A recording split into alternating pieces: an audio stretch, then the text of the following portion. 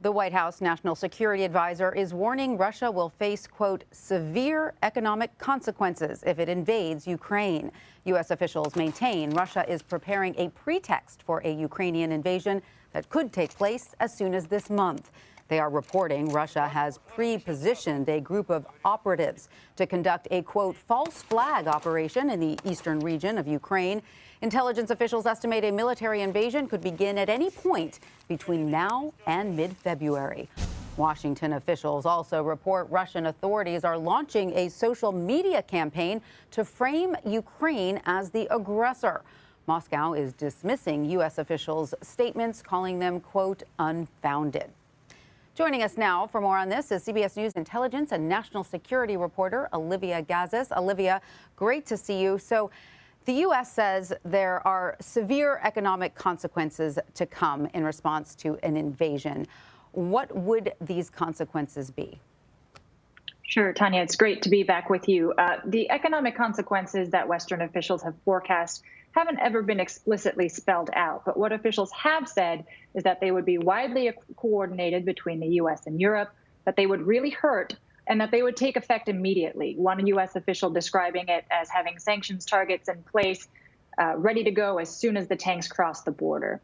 So there's been speculation that they could include things like cutting Russia off from the international financing system known as SWIFT, that they could be stringent export controls, or that these could be going after individuals and organizations very close to Vladimir Putin himself. Again, the details have been left purposely murky by the diplomats who have been crafting them, but it's worth noting that both the U.S. and NATO have said that any punitive economic measures are going to be accompanied by NATO reinforcing its eastern flank, sending more troops and military assets to those member countries most proximate to Russia, which is, of course, the exact opposite of what the Russians have said all along that they want to see. And of course, these rather alarming intelligence reports are coming on the heels of last week's meetings between U.S., Russia, and NATO officials. So how does it seem we have so quickly shifted from diplomacy to an impending military conflict? Sure. So, I mean, it was at first encouraging that the Russians were willing to sit down for these intensive diplomatic talks all throughout the course of last week, but officials were always rather pessimistic going into them. And that's because these battle lines were really drawn long beforehand, already weeks ago, and seemed to be already leading directly toward an impasse. At the crux of these tensions are these demands by Russia for security guarantees that the NATO alliance never expand eastward, never include Ukraine as a member, as well as a drawdown of Western troops and assets, and again, those member countries most proximate to Russia.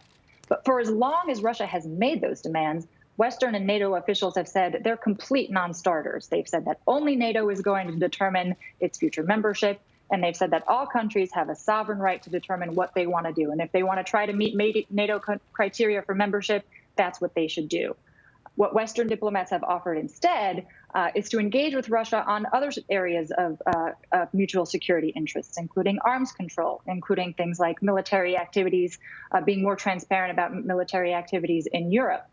Russia has consistently dismissed those as being essentially besides the point. All it really cares about are these security guarantees that it wants ironclad. And so they've demanded what they know are non-starters, all while mobilizing the largest military force in Europe that we've seen in the past 3 decades, which is very much, in short, how we've gotten to and stayed at what looks like the brink of war. And so, Olivia, how are experts reading into this massive cyber attack that temporarily downed multiple Ukrainian government websites on Friday? Do they think that there is a connection to potential Russian aggression? Absolutely. So there were a few troubling cyber developments on Friday and over the weekend. On Friday, Ukrainian officials said that there was these dozens of government websites that were essentially targeted by a mass defacement. There was no data compromise or malware deployed. Most of the websites were up and running pretty soon after they were taken down, but it was essentially an act of vandalism. More troublingly, Microsoft revealed over the weekend that they had discovered highly destructive malware placed all over Ukrainian computer networks, and that could be switched on at any time. And that could be really destructive, if not crippling, to Ukrainian networks. Neither one of these actions has been definitively attributed to the Russians as yet. Officials are still working on that. The Ukrainians have said that Moscow's fingerprints are all over these things, but attribution is not there yet. The reason that both are concerning is because they have in the past been precursors to military aggression by Russia. It's the exact playbook that the Russians used in 2008 ahead of their invasion of Georgia and in 2014 ahead of their invasion and annexation of Crimea. So there's concern that these are early indicators that Moscow has made the decision to go, is prepping the battlefield, and is positioning itself for more aggressive measures on the ground in the very near future. Certainly sounds like it could be ominous. And Olivia, in appearing on Face the Nation Sunday, White House National Security Advisor Jake Sullivan told Margaret Brennan the U.S. is pursuing both deterrent and diplomatic responses to Russia. Let's listen. We're ready either way. If Russia wants to move forward with diplomacy, we are absolutely ready to do that in lockstep with our allies and partners. If Russia wants to go down the path of invasion and escalation, we're ready for that too, with a robust response that will cut at their strategic position. So from our perspective, we are pursuing simultaneously deterrence and diplomacy, and we've been clear and steadfast in that, again, fully united with the transatlantic community. Can we read between the lines there and understand that military action is very much on the table?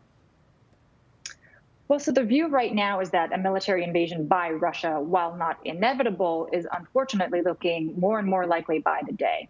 What you could say is that we're right now at something of an uneasy stasis with some really, really negative and troubling trends afoot. Diplomatically, what the Russians say that they're waiting for right now are a set of written responses from the U.S. and NATO responding to those demands that NATO won't respond eastward, which again, the West has already roundly dismissed in person, verbally over the course of the past week and recent weeks as complete non-starters. So it's not clear what a written rejection is really going to do to alter Russia's posture. But the reason that an invasion seems more likely than not is because of what we've just discussed as these troubling precursors: cyber attacks, mass influence campaigns, this U.S. intelligence indicating that there are pre-positioned operatives in Ukraine, trained in urban warfare, trained in explosives, who are willing to wage violence on Russian proxy forces there in order to create a pretext for an invasion. And then finally, just today, we've seen that the Russians are conducting joint military drills with Belarus, which is also shares a border with Ukraine and with whose authoritarian leader Moscow has really strengthened ties in recent weeks. So that could be another potential front in this conflict. And so while diplomacy has overcome really tall odds in the past, unfortunately, it looks like the odds here are getting really tougher by the day. A tense situation. Olivia Gazas, thank you so much. We appreciate it. Thank you, Tanya.